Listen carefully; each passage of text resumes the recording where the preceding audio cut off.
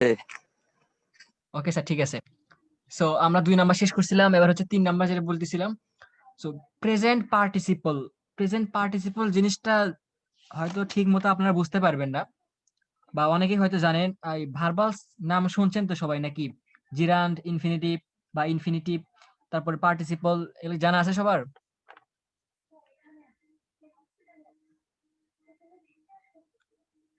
Guys, জানা আছে সবার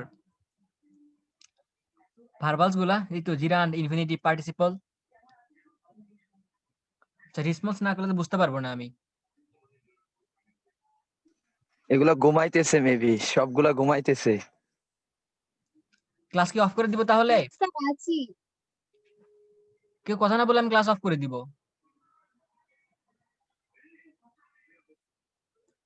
এখানে দেখাচ্ছে 15 জন আছে, বা কেউ কথা বলতেছেন, অফ করে দিলাম তাহলে। না স্যার। ঘুমাইতেছে না, না না। জিরান্ড, ইনফিনিটিভ বা পার্টিসিপল, এই পার্টিসিপল গুলো হচ্ছে আবার present participle, past participle, perfect participle. আচ্ছা, ছেলে যারা আছে তারা একটু কথা বলো। তোমরা কি জানো এগুলো সবগুলা? মিসবাহ সবগুলো পারো?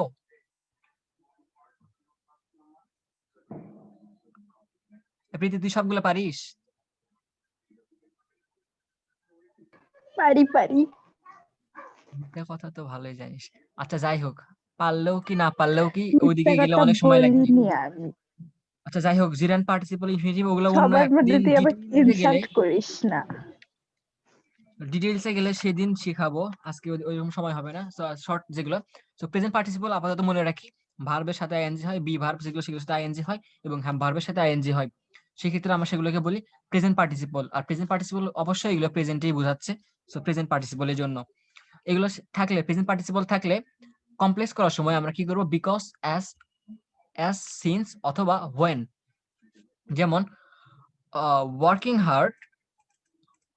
Hard, you will succeed. তাহলে ওয়ার্কিং হার্ড মানে যখন তুমি পরিশ্রমটা করবে, বা যখন হচ্ছে কঠোর পরিশ্রম করবে, তখন সাকসেসফুল হবে। যদি এটাকে আমরা বলতে যাই, যখন তুমি এই ওয়ার্কিং হার্ড মানে অধিক পরিশ্রম করলে সাকসিড হবে বা সাকসেসফুল হবে। অধিক পরিশ্রম করলে, এই ক্ষেত্রে যদি আমরা একটা দুইটা অংশে বলতে যাই, যে যখন তুমি অধিক পরিশ্রম করবে তখন তুমি সাকসেসফুল হবে বা সফল হবে, তাহলে কিন্তু আমরা এখানে দুইটা ক্লজ পেয়ে যাচ্ছি, আমাদের নতুন করে ভাবতে হচ্ছে না। তাহলে আমরা যদি মিনিংটা ঠিক মতো বুঝতে পারি, তাহলে কিন্তু আমরা সিম্পল থেকে কমপ্লেক্সে সহজে নিয়ে যেতে পারবো। আলাদাভাবে রুলসও দরকার হবে না। ওয়ার্কিং হার্ড থেকে, এটা হচ্ছে ওয়ার্কিং হার্ড, এটাকে আমরা যদি বলি এটা ফ্রেজ, সো এই ফ্রেজটাকে আমরা নিয়ে যাব ক্লসে। সিম্পলের ক্ষেত্রে যে ফ্রেজ গুলো থাকে, যে ফ্রেজ বা ইডিয়মস গুলো থাকে, সেগুলোকে আমাদের নিয়ে যেতে হয় কমপ্লেক্স করার সময় একটা ক্লসে। কারণ এই ফ্রেজ থেকে একটা ক্লজ হবে, এবং এই ফ্রেজের যে বাকি অংশটুকু থাকে, যেমন ইউ উইল সাকসিড, এই অংশটুকু নিয়ে হচ্ছে একটা ক্লজ হয়।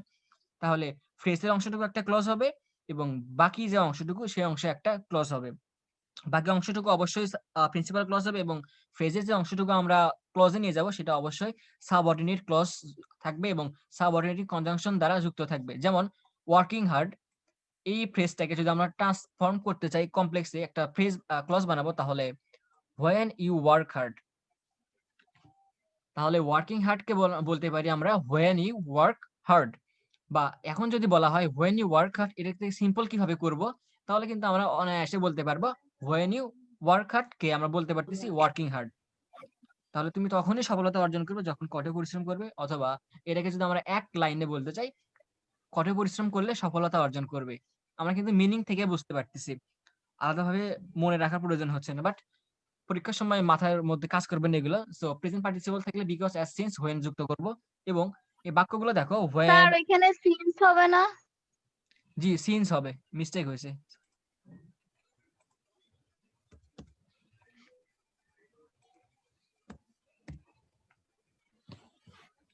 তাহলে প্রেজেন্ট পার্টিসিপল থাকলে, যখন প্রেজেন্ট পার্টিসিপল থাকবে, তখন আমরা কমপ্লেক্স করার সময় বিকজ, অ্যাজ, সিন্স অথবা হোয়েন যুক্ত করে কিন্তু করতে পারবো। এবং এখানে কম্পাউন্ড কি করব? তো দেখো, এই হোয়েন ইউ ওয়ার্ক হার্ড অথবা working hard you will succeed, এক্ষেত্রে এই দুটা কিন্তু বিপরীত মিনিং দিচ্ছে না, বা বিপরীত কোনো ভাবও প্রকাশ করতেছে না। তার মানে দুইটা কি একই কথা বোঝাচ্ছে, যখন তুমি পরিশ্রম করবে তখন তুমি সফলতা অর্জন করবে। অর্থাৎ পরিশ্রম করো এবং সফলতা অর্জন করো, work hard and you will succeed. তাহলে কিন্তু আমরা অ্যান্ড যুক্ত করেই এখানে কম্পাউন্ডটা করতে পারতেছি। এরপরে দেখব বিপরীতটা, বা এই ক্ষেত্রে একটু আলাদা আসে। এটা হচ্ছে without plus verb plus ING. So এটা মোটামুটি অনেকেই জানি যে without reading you will fail, without plus verb plus ING. So মাথায় রাখতে হবে উইদাউট এর পর যদি আমরা ভার্ব লিখি সেক্ষেত্রে ভার্বের সাথে আইএনজি ফর্ম হবে। তাহলে without plus verb plus ING, that means reading যেটা বলতেছি আমরা, আর এর সাথে কি একটা ক্লোজ থাকতেছে। কে কথা বললেন ভাইয়া? অভিজিৎ মিউট করে দিত বাকিগুলাকে। আচ্ছা, এই যে উইদাউট রিডিং এই অংশটুকু একটা ফ্রেজ। দেখো, না পড়লে পরীক্ষায় ফেল করবে, না পড়লে পরীক্ষায় ফেল করবে। এখন যদি আমি বলি এই উইদাউট না পড়লে, তুমি যদি না পড়ো তবে ফেল করবে, তাহলে তুমি যদি না পড়ো, তাহলে যদি যুক্ত করে কিন্তু আমরা একটা আলাদা একটা ক্লজ নিতে পারতেছি। পরীক্ষায় ফেল করবে সেই বা ফেল করবে সেটা কিন্তু আলাদা একটা অংশ থেকে যাচ্ছে। উইদাউট রিডিং এর মানে কি, না পড়লে, না পড়লে কি একটা আমরা বাক্য বলবো, তুমি যদি না পড়ো। তাহলে না পড়লে কে বলতেছি আমরা কি, তুমি যদি না পড়ো। তাহলে উইদাউট রিডিং এই অংশটুকুর জন্য আমরা করব ইফ ইউ ডোন্ট রিড। তাহলে without reading if you don't read. তাহলে without plus verb plus ING থাকলে আমরা এখানে করব ইফ প্লাস নেগেটিভ, অথবা আনলেস দিয়েও করতে পারি।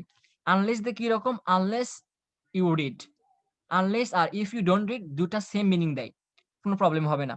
তাহলে উইদাউট যে ফ্রেজটা আছে সেটাকে আমরা ফ্রেজকে আমরা জানি ফ্রেজকে কমপ্লেক্সে নিয়ে গেলে সেক্ষেত্রে আমরা একটা ওই ফ্রেজটাকে একটা ক্লজে রূপান্তর করব। সো তাহলে without reading if you don't read, without reading if you don't read, বাকি অংশ যা আছে তাই চোখ বন্ধ করে ছেড়ে দিয়ে আসবো, আর কিছু করা লাগবে না এখানে। তাহলে without reading you will fail, তাহলে if you don't read you will fail, unless you read you will fail. হয়ে গেল আমাদের কমপ্লেক্সটা শেষ। এবার যাবো কম্পাউন্ডে। সো এই উইদাউট এরা কিন্তু বিপরীত অর্থ দিচ্ছে, তুমি যদি না পড়ো তবে ফেইল করবে। বিপরীত অর্থ দিলে আমরা সেক্ষেত্রে কি ব্যবহার করি, অর বা আদারওয়াইজ। কারণ না তুমি যদি পড়ো, না পড়ো তবে ফেল করবে। দেখো এই যে তবে একটা আছে, দ্যাট মিনস আমরা এখানে উইদাউট থাকলে ব্যবহার করব অর অথবা আদারওয়াইজ। তাহলে read or you will fail, পড়ো অথবা তুমি ফেল করবে।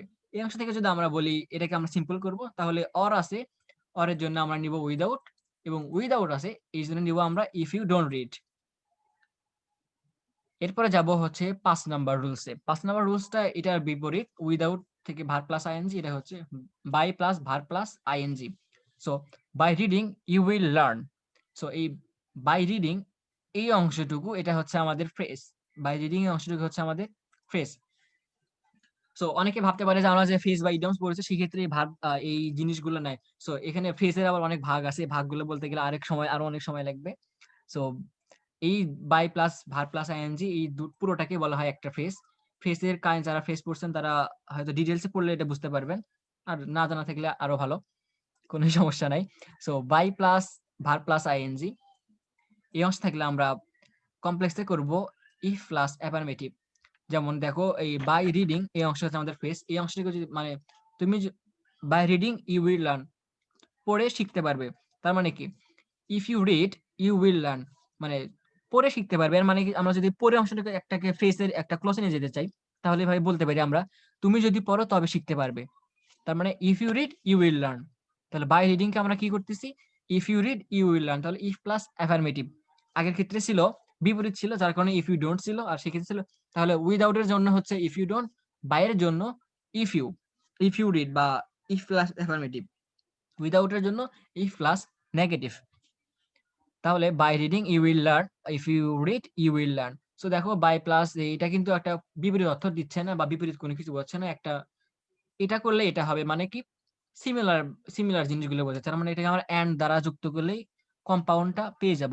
By reading you will learn, তাহলে read and you will learn. এখন অনেকে বলবে যে আমি যদি রিড এর আগে ভার্ব একটা সাবজেক্ট দেই কি দরকার, আমার তো এই বাই রিডিং কে আমরা একটা নিচ্ছি, বাই রিডিং থেকে আমরা একটা ওয়ার্ড নিচ্ছি read and you will learn. এই দেখো এখানে উইদাউট রিডিং নিয়েছিলাম, এখানে শুধুমাত্র আমরা কিন্তু রিড নিছি, এখানে কিন্তু আমরা সাবজেক্ট নিইনি, কারণ এই ফ্রেজের এই অংশটিতে কোনো সাবজেক্ট নাই, এই জন্য আমরা কিন্তু ওখানে সাবজেক্ট দেইনি। বাকি অংশ যা ক্লজ, যে প্রিন্সিপাল ক্লজ সেটাই আছে, এই ক্ষেত্রেও যে প্রিন্সিপাল ক্লজ সেটাও আছে, তার মানে পরিবর্তন হচ্ছে শুধুমাত্র এই যে ফেজের অংশটুকু, এই ফেজ একবার হয়ে যাচ্ছে এন্ড হয়ে যাচ্ছে, এই ফেজ একবার হয়ে যাচ্ছে সাবঅর্ডিনেট ক্লজ। বুঝতে পারছি এত পর্যন্ত সবাই? কথা বলি একটু। এই যে ঘুমন্ত জাতি, জি স্যার বুঝছি। জি স্যার বুঝেছি। জি স্যার বুঝছি।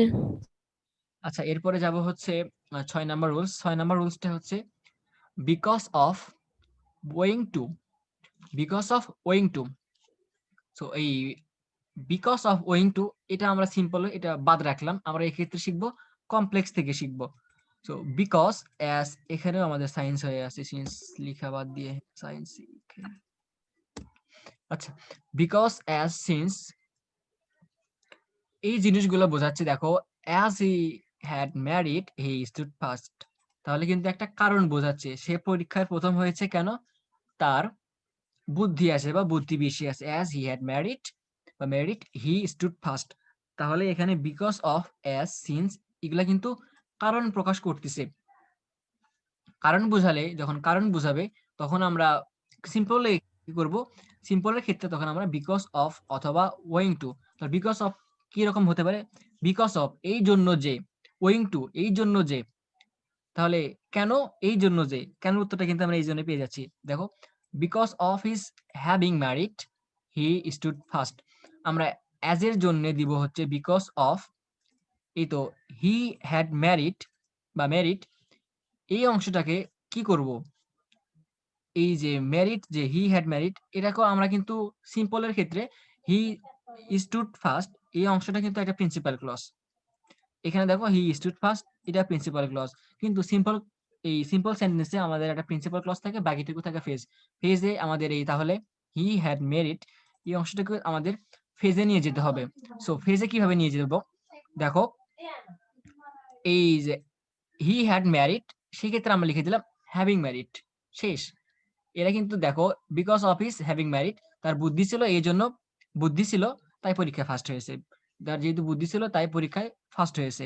এক্ষেত্রে আমরা এই পাশে বলেছিলাম কি as he had married he stood first, এখানে দেখো দুইটা কিন্তু ক্লজ হয়নি, একটা প্রিন্সিপাল ক্লজ, বাকি যে অংশটুকু আছে এই বিকজ অফ যুক্ত বাকি অংশটুকুকে আমরা বলতেছি ফেজ। তাহলে এখন আসি সিম্পল থেকে আমরা যাবো এবার কমপ্লেক্সে। বিকজ অফ ওয়েন টু থাকলে আমরা কমপ্লেক্সের ক্ষেত্রে বিকজ অ্যাজ সিন্স ওয়েন যুক্ত করব, কারণ এক্ষেত্রে কারণ প্রকাশ করতেছে। এর আগের গুলোতে যে ছিল এগুলা কিন্তু ছিল এই একটা বিকজ অফ, এই বিকজ অফ আর ওয়েন টু এই দুইটা জিনিস কারণের ক্ষেত্রে বিকজ অ্যাজ সিন্স ওয়েন এই চারটা যুক্ত নিয়ে হচ্ছে। তাহলে because of having married he stood first, as he had married he stood first. এখানে দেখো আমরা এই এখানে হ্যাড কেন নিলাম, এখানে তো হ্যাভিং ছিল, কিন্তু এই যে প্রিন্সিপাল ক্লজ যেটা হি স্টুড ফার্স্ট, এই স্টুডের কারণে পরের বাক্যটাও কিন্তু আমাদের হ্যাড থেকে হ্যাড হয়ে যাবে। এখন কথা হচ্ছে এই যে হিজ, এটাকে বলা হয় হচ্ছে পসেসিভ। পসেসিভ, সো পসেসিভের পরে যদি আমাদের কোনো ভার্ব থাকে সেক্ষেত্রে ভার্বের সাথে আইএনজি যুক্ত হয়। সেক্ষেত্রে যদি হ্যাভ ভার্ব থাকে হ্যাভের সাথে, হ্যাভ ভার্বের সাথে আইএনজি থাকে। বি ভার্ব থাকলে সেই ক্ষেত্রে বি ভার্বের সঙ্গে আইএনজি যুক্ত হয়, এটা মাথায় রাখতে হবে। তাহলে টেন্স দেখতে হবে, পজিটিভের পরে ভার্বের সাথে আইএনজি হয় সেটাও রাখতে হবে। সো এবার যাবো আমরা কম্পাউন্ড, এটাকে কম্পাউন্ড কিভাবে করতে হয়। এটা দেখো সেম মিনিংই দিচ্ছে, মানে বিপরীত বোঝাচ্ছে না বা উল্টা বোঝাচ্ছে না, তার মানে এখানে আমরা এন্ড ব্যবহার করতে পারি। He had married and he stood first, অথবা he had married and so he stood first. এটা গেলে 6 নাম্বার। এরপরে যাবো 7 number, in spite of, despite. So maximum ক্ষেত্রে আমরা যে জিনিসটা ভুল করি, আমরা লিখি এই রকম করে, আমি একটু ভুল জিনিসটা দেখাই। ইন এসপিআইট, স্পাইট দিয়ে তারপর দেই অফ, এটা লিখি, অথবা লিখি ডিসপাইট অফ। এই দুইটা জিনিস in spite of, in spite of বলে দিই আমরা, আসলে মোটেও এই জিনিসটা এরকম না, এটা হবে সেপারেট হবে in spite of. In space, স্পাইটের পর স্পেস, তারপরে হচ্ছে প্রিপজিশন। তাহলে in spite of, in spite of না, ইন স্পাইট অফ, স্পেস পড়তেছে, তাহলে ইন স্পাইট অফ। এবং আরেকটা যে ভুল করি সেটা হচ্ছে ডিসপাইট লিখি, ডিসপাইটের পর আবার অফ দেই। মাথায় রাখা লাগবে ডিসপাইটের পর কখনো প্রিপজিশন বসে না। In spite of equals to despite, in spite of যে মিনিংটা দেয়, ডিসপাইট একাই সে মিনিংটা দেয়, ডিসপাইটের পরে অফ প্রিপোজিশন বসে না। বুঝতে পারছেন সবাই?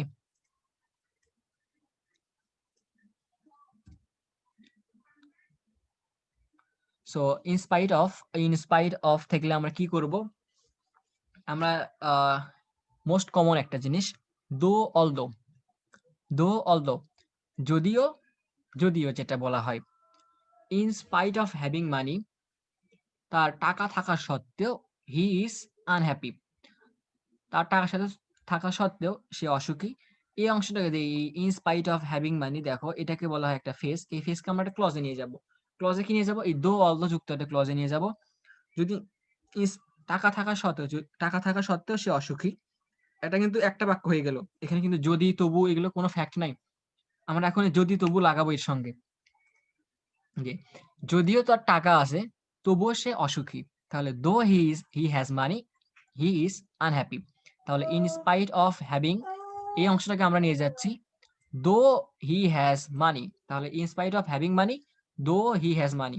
তাহলে ইন স্পাইট অফ এর পরিবর্তে আমরা লিখতেছি দো। ইন স্পাইট অফ এর পরিবর্তে কি লিখতেছি? দো, এবং বাকি অংশ অফ হিজ হ্যাভিং মানি, তাহলে হি হ্যাজ মানি। আর বাকি অংশ যা আছে তাই চোখ বন্ধ করে বসিয়ে দেবো, আল্লাহর উপর ছেড়ে দেবো, আল্লাহ সব খাতা কেটে দিবে। এরকম কি? এক্ষেত্রে আমাদের টেন্সটা ফলো করতে হবে। এখানে ইজ আছে, এখানে ইজ আছে। যদি এখানে পাস্ট থাকতো তাহলে উপরের অংশটাকে, এই হ্যাডটা কিন্তু হ্যাড হয়ে যাইতো। এখানে হ্যাভি থাকতো, আমরা হ্যাভ দেখে এখানে হ্যাজ দিতাম, কিন্তু পরের অংশে যে পাস্ট ছিল, ইজ ছিল না, ওয়াজ ছিল, এটা কিন্তু খেয়াল করতাম না। তাহলে কি? টেন্সটা খেয়াল করতে হবে যে টেন্স কি আছে। তাহলে ইনস্পাইট অফ থাকলে আমরা দো অলদো যুক্ত করবো কমপ্লেক্সে, এবং মাঝখানে যেটা কম্পাউন্ড থাকে সেটা কি করবো? দেখো, এটা তার টাকা থাকা সত্ত্বেও সে অসুখী, বিপরীত একটা অর্থ দিচ্ছে, উল্টা অর্থ দিচ্ছে। একটা মানুষের কি হওয়া উচিত ছিল? যার টাকা বেশি দেয় অবশ্যই সুখী। এই আমাদের অনেক স্যার একটা বড়লোক মানুষ। তো এইরকম কিছু ঘটনা দেখা যায়, ব্যতিক্রম আছে, যারা ধরো 10 তলায় থাকে কিন্তু তাদের কিন্তু সুখ নাই। দেখা যায় সে প্যারালাইজড হয়ে পড়ে আছে, খেতে পারতেছে না। তো এরকম অবস্থা, মানে যখন টাকা থাকে তখন সে টাকা ব্যয় করার জায়গা পায় না, সে টেনশনে তার ঘুম হয় না, এই জন্য সে অসুখী। আমাদের অনেক স্যার প্রচন্ড পরিশ্রম করে, স্যার অবশ্যই সুখী। সো আচ্ছা, মজা করলাম। ইনস্পাইট অফ থাকলে আমরা করবো কি? দো অলদো নিয়ে আসবো। তাহলে ইনস্পাইট অফ হ্যাভিং মানে হি ইজ আনহ্যাপি। আর এক্ষেত্রে যেহেতু আমরা বিপরীত অর্থ পাচ্ছি, তাহলে আমরা কম্পাউন্ডের ক্ষেত্রে আমরা বাট বা ইয়ার যুক্ত করব। তাহলে he has money but he is unhappy. তার মানে কি? তার টাকা আছে কিন্তু অসুখী। ইনস্পাইট অফ ডিসপাইট থাকলে কমপ্লেক্সে দো অলদো নিব এবং কম্পাউন্ডে বাট ইয়ার যুক্ত করব। এরপর আসি 8 নাম্বার। সো আমরা ট্রান্সফরমেশন যখন অ্যাফার্মেটিভ টু নেগেটিভ শিখি বা অ্যাসার্টিভ টু ইন্টিগ্রেটিভ যেগুলো শিখি, তখন আমরা বিসাইডস এর রুলস পড়েছিলাম হয়তো। ও অনেকে পড়েনি, 9 যারা আছে তারা হয়তো পড়েনি এখনো। আশা করি তারা পড়ে নিবে ইতিমধ্যে। সো বিসাইড অফ থাকলে আমরা কি করব? দেখো, beside of his poverty he is dishonest. তাহলে দেখো, আমরা সাধারণতভাবে জানি যারা দরিদ্র হয়, যারা গরিব হয়, তারা কিন্তু সৎ হয়। তাহলে কি? যারা দরিদ্র হয়, কারণ একটা চাষা কখনো অসৎ হতে পারে না। একজন গরিব মানুষ হয়তো ব্যতিক্রম কখনো উদাহরণ হতে পারে না, বাট ম্যাক্সিমাম ক্ষেত্রে গরিব মানুষগুলো সৎ হয়। যেমন beside of his property he is dishonest, কিন্তু এই লোকটা কি? গরিব হওয়ার পরেও সে অসৎ, সে অন্য টাকা মারে খায়, যা পায় তার থেকে বেশি চায়। তো এই দেখো, বিসাইড অফ হিজ পভার্টি, এই পভার্টিকে আমরা এই অংশটুকুকে আমরা একটা ক্লজে নিয়ে যাব। তার মানে কি? সে গরিব হওয়া সত্ত্বেও সে অসৎ। এই অংশটুকু যদি আমরা এখন হচ্ছে ক্লজে নিয়ে যেতে চাই, he is the man who is poor. এই জিনিসগুলা কি নিজের মতো করে বানাতে হবে। রিলেটিভ প্রোনাউন দিয়ে যখন দেখবো একটা রুলসে পড়তেছে না, ঝট করে রিলেটিভ প্রোনাউন বসে দিব। যেমন I M A boy, I am the person who is the boy. তো এরকম করে আমরা হু বসে দিয়ে বাকি অংশ ছেড়ে দিব, শেষ, আর কিছু করতে হবে না। এই ক্ষেত্রে একই জিনিস, beside of his having property of his property he is dishonest. তাহলে সেই ক্ষেত্রে আমরা he is the man who is poor, property noun, property থেকে আছে নাউন, এক্ষেত্রে আমরা পোর কে অ্যাডজেক্টিভ নিলাম, এন্ড ডিসঅনেস্ট। বাকি অংশ সেম থাকলো। তার বিসাইড অফ থাকলে আমরা রিলেটিভ প্রোনাউন দিব হু, এবং বাকি অংশ নিজেদের মতো করে গুছাই লিখতে পারবো। তো বাকি অংশটি নিজেদের উপর ছেড়ে দিলাম, নিজেরা গুছাই লিখবেন। আর এখানে কম্পাউন্ড কিভাবে হবে? He is both poor and dishonest. এখানে বলা যায় he is poor and dishonest, সমস্যা হবে না। আবার যদি বলি he is not only poor but also dishonest, এটাও জায়েজ আছে। তো যে কোনো একটা লিখলে জায়েজ হবে, not only but also both dot dot and অথবা এন্ড, তিনটাই জায়েজ আছে বিসাইডস অফ এর ক্ষেত্রে। এরপর যাবো ডাবল ভার্ব। ডাবল ভার্ব কোনগুলো, যেমন I saw him reading, I saw him reading, এটা হচ্ছে কি ডাবল ভার্ব। এখানে স একটা ভার্ব, রিডিং একটা ভার্ব। যদি রিডিং ভার্বকে আমরা আইএনজি যুক্ত করে সেখান থেকে ভার্ব থেকে একটু আউট করে দিয়ে সটা মেইন ভার্ব করে নিয়েছি। এক্ষেত্রে আমরা দেখো আই স হিম রিডিং, এখানে দোর মধ্যে পড়ে না, ইনস্পাইট অফ এর মধ্যে পড়ে না, উপরে সিন্স টিন্স কোনো রুলস এর মধ্যে পড়ে না। আমরা ঝট করে এখন কি করব, আমাদের জানার মতো আছে একটা কি সরকারি জিনিস রিলেটিভ প্রোনাউন, ঝট করে বসাই দেব, পট করে উত্তর লিখবো। যেমন আই স দ্যাট, এই দেখো I saw that he was reading, কথা শেষ। আমি দেখলাম যে সে পড়তেছে, আই স হিম রিডিং, আমি তাকে পড়তে দেখলাম। আর এখানে আমি দেখলাম যে, এই তো যে যুক্ত করে দিলাম দ্যাট, আমি দেখলাম যে সে পড়তেছে। এখানে দেখো দুইটা সেম মিনিং দিচ্ছে, যার কারণে আমরা এখানে এন্ড যুক্ত করব, he was reading and I saw him. এরপর আসি প্রিপজিশন। তো এই প্রিপজিশনের ক্ষেত্রে অনেকগুলা আছে, ইন, সময়, অ্যাট, অন, এগুলা অনেকগুলা আছে। তো এগুলা একটা রুলস এর মধ্যে আমি নিয়ে এসেছি। So he came to me at 10 AM, এখানে দেখো সময় আছে। তাহলে এটা যদি আমরা এখন কমপ্লেক্স করতে চাই, দেখো হি অ্যাট 10 AM, এই অংশটাকে আমরা একটা ক্লসে নিয়ে যাব। হি ক্যাম টু মি, এটা কিন্তু একটা প্রিন্সিপাল ক্লজ, এবং বাকি অংশ এটা হচ্ছে একটা ফ্রেজ হিসেবে ধরা হচ্ছে, ফ্রেজ বা গ্রুপ অফ ওয়ার্ডস যেটাই বলি। এই অংশটুকু আমরা ক্লজ করব। তাহলে অ্যাট 10 AM, তাহলে এটাকে যদি বলি আমরা when it was 10 AM, তাহলে যখন এটা ছিল সকাল 10টা, সে আমার কাছে এসেছিল। তাহলে আমরা কিন্তু when যুক্ত করে সহজেই এই অংশটা করতে পারতেছি। এক্ষেত্রে যদি আমরা এখন কম্পাউন্ড করতে চাই, তাহলে সোজা হিসাব, it was 10 AM and he came to me, তাহলে আমরা it was দিয়ে যুক্ত করে কিন্তু করতে পারতেছি। বুঝতে পারছি কি রুলস গুলা সবাই? এখন একটু সবাই কথা বলি। রুলস 10টা ছিল, 10টা রুলস শেখানো শেষ। কারো কোনো সমস্যা থাকলে বলেন, প্রশ্ন থাকলে বলেন, এরপর আমি আপনাদের থেকে ধরবো, না হলে ক্লাস শেষ করে দিব। এরপরে আছে ব্যতিক্রম, অনেকগুলো রুলস আছে, ব্যতিক্রম কিছু জিনিস শেখাবো, সেটা আজকে শেখাবো না, একদিন অত শেখানো সম্ভব না। এই 10টা রুলস সম্পর্কে কারো কোনো প্রশ্ন থাকলে বলেন।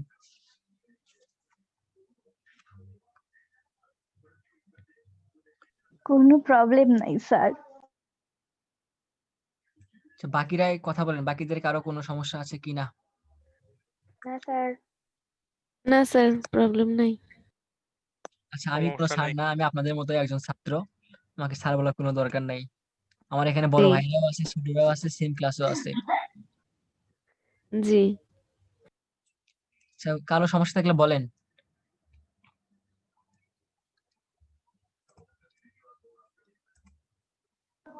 সমস্যা নাই স্যার। তোর না, আর কারো নাও থাকতে, আর কারো থাকতে পারে। বলেন বলেন, মিটিং এই শেষ করে দিব। Captain, yes 9। স্যার, বলেন।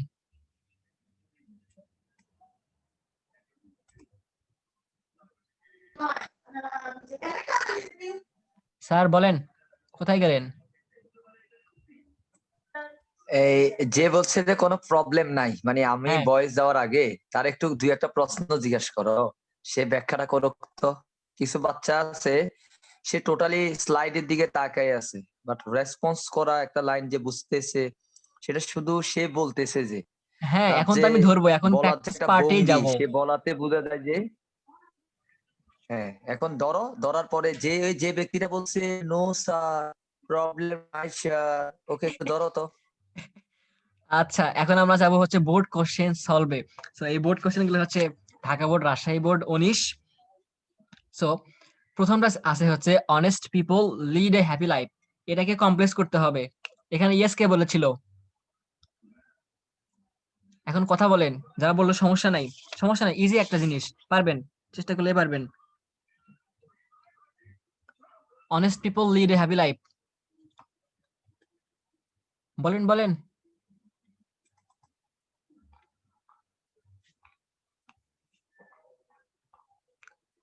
কই জাতি কই? আচ্ছা, আমি প্রতীক্ষামণি তুমি আনসার দাও, প্রতীক্ষামণি আনসার দাও। জি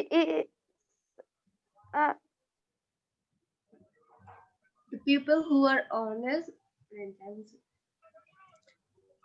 হ্যাঁ, আমরা জানি সরকারি জিনিস কোনটা। সরকারি জিনিস হচ্ছে আমরা চোখ বন্ধ করে যখন কোনো রুলসে পড়বে না আমরা কি করব, এই আমাদের রিলেটিভ প্রোনাউন যেগুলো আছে সেগুলা যুক্ত করে দেব। তাহলে অনেস্ট পিপল, তাহলে people who are honest lead a happy life, শেষ। তাহলে অনেস্ট পিপলকে আমরা বলি পিপল হু আর অনেস্ট, সেগুলো কিন্তু অনেস্ট পিপল। সো এরকম আরো বেশ কিছু আছে, যেমন এই honest man, man who is honest, A hungry man, a man who was hungry. বা এটা কি আমাদের পরের অংশটুকু দেখে আমাদের টেন্সটা নির্ণয় করতে হবে। তাহলে এই সিম্পলের ক্ষেত্রে এই অংশগুলো হচ্ছে কি অ্যাডজেক্টিভ, তাহলে কি অনেস্ট পিপল এটাকে বলা হয় অ্যাডজেক্টিভ। সো এরকম যখন অ্যাডজেক্টিভ গুলো থাকবে তখন আমরা কমপ্লেক্স করার ক্ষেত্রে অ্যাডজেক্টিভ ক্লজে নিয়ে যাব, যেমন হু, হুইচ, হোয়াট, মানে দ্যাট মিন্স রিলেটিভ প্রোনাউন গুলো দিয়ে আমরা বসিয়ে দিব। Honest man, a man who is honest, এখানে যে হলো honest people, people who are honest, তাহলে ম্যান আছে honest man, man who is honest. তারপরে a hungry man, a man who was hungry. A black shirt, a shirt which is black. এরপরে যাব 2 নম্বরে। 2 নম্বরে ছিল হচ্ছে ইফ, এটা 2 নাম্বার, এটা if we use time properly we can be benefited. এটাকে সিম্পল করতে হবে। বলেন, একজন সাহস করে বলেন উত্তরটা। By using time properly, we can be benefited. তাহলে আমরা কি শিখছিলাম, ইফ প্লাস অ্যাফার্মেটিভ থাকলে এই অংশটুকুকে if we use time properly এটাকে আমরা একটা ফ্রেজে নিয়ে যাব। তাহলে ফ্রেজে নিয়ে গেলে কি হবে, by plus verb plus ING. If plus affirmative থাকলে by plus verb plus ING হয়, আমরা জানি এটা। তাহলে by using time properly we can be benefited. তো এরপর আসি C number, though we take utmost care we cannot avoid death. এটাকে কম্পাউন্ড করতে হবে। তাহলে though we take utmost care we cannot avoid death. বলেন একজন, কম্পাউন্ড। দো থাকলে কি জানি হয়, বাট হয়, বলেন। We take utmost care but we cannot avoid death. পারলেন না এটা? আচ্ছা, সহজ ছিল, আমি বলে দিছি। এরপর আসি D number. This quality is highly motivates a man so that he can sacrifice his life for the country. এটাকে সিম্পল করতে হবে। This quality is highly motivates a man so that he can sacrifice his life for the country. বলেন একজন, so that থাকলে কি করতে হয়? so that থাকলে কি করতে হয়, বলেন বলেন। This quality highly motivates a man to sacrifice his life for the country. Yes, so that থাকলে আমরা সেক্ষেত্রে in order to অথবা to যুক্ত করব। তাহলে this quality is highly motivates a man to অথবা in order to, যেটা বলি to sacrifices, এই তো এই অংশটুকু so that এর so that he can, তাহলে so that উঠে গিয়ে he can উঠে গিয়ে to sacrifices, টুর পরে কিন্তু sacrifices হবে না, টুর পরে ভার্বের সবসময় বেস ফর্ম বসে, এস যুক্ত হবে না। So sacrifices his life for the country, এটা কি সিম্পল হয়ে গেল। এরপর আসি ই নাম্বারে, a man having patriotic zeal is called a patriot। এটাকে কমপ্লেক্স করতে হবে। উত্তর দেখে গেছে আগে, দেখ এটাকে কমপ্লেক্স করেন একজন। A man who has patriotic zeal is called a patriot. Thank you. তাহলে এই যে a man having patriotic zeal, তাহলে এই যে অংশটুকু এটাকে আমাদের করতে হবে। এটা কিন্তু একটা সিম্পল সেন্টেন্স, কারণ এই অংশটি দেখো দুইটা ক্লজ নাই, একটা মেইন প্রিন্সিপাল ক্লজ, এবং এই অংশটুকু কি আমরা ফ্রেজ, এই ফ্রেজকে আমরা একটা ক্লজে নিয়ে যাব। একদম প্রথমটার সেম নিয়মে, যেটা ছিল প্রথমটা কি করছিলাম আমরা, যে অ্যাডজেক্টিভ ছিল সিম্পল, সেই অ্যাডজেক্টিভ গুলোকে আমরা, ইয়েস কি কিছু বললেন? আচ্ছা, what ever. A man having patriotic zeal, তাহলে a man who has patriotic zeal, তাহলে দেখো এখানে ছিল a man having, সেটা কিন্তু হুর পরে হ্যাজ দিয়েছে আমরা, কারণ একটা ব্যক্তিকে বোঝাচ্ছে। এই ক্ষেত্রে আমরা জানি কি করতে হয়, এই পজিটিভ ধরে নিচ্ছি আমরা, তাহলে have plus verb plus ING, বা হ্যাভ প্লাস আইএনজি যেটা থাকবে, যদি এখানে বি থাকতো বি প্লাস আইএনজি হতো। এরপর আছে a man having curiosity, a man who has curiosity, তাহলে এটার অ্যান্সার কি হবে, a man who has patriotic zeal is called patriot। এরপরে আসি, by paying taxes he obeys the law, এটা কম্পাউন্ড, এটা কি he pays taxes and obeys the law। So এই ছিল হচ্ছে আজকের এই পর্যন্ত ক্লাস। এরপরে বোর্ড কোশ্চেন সলভ নিয়ে আরো ক্লাস থাকবে ইনশাআল্লাহ। এতক্ষণ ক্লাসে আশা করি কারো কোনো সমস্যা হওয়ার কথা না, সবাই ঠিক মতো বুঝতে পারছেন? জি এই পরবর্তী ক্লাসে আরো মানে এক্সট্রা অর্ডিনারি কিছু জিনিস থাকবে যেগুলা হচ্ছে সচরাচর পড়া হয় না বাট পরীক্ষায় মাঝে মাঝে আসে। বিভিন্ন স্কুলের প্রশ্নগুলো নিয়ে আলোচনা করব। কারো যদি সমস্যা থাকে অবশ্যই ইনবক্সে জানাবেন, রনি স্যার ইনবক্সে বা আমার ইনবক্সে জানাবেন অথবা আমাদের গ্রুপে জানাবেন। তো এতক্ষণ আমাদের সঙ্গে থাকার জন্য ধন্যবাদ সবাইকে। আসসালামু আলাইকুম। Have a sweet dream or sweet night আসসালামু যেটাই আলাইকুম। বলি। আসসালামু আলাইকুম।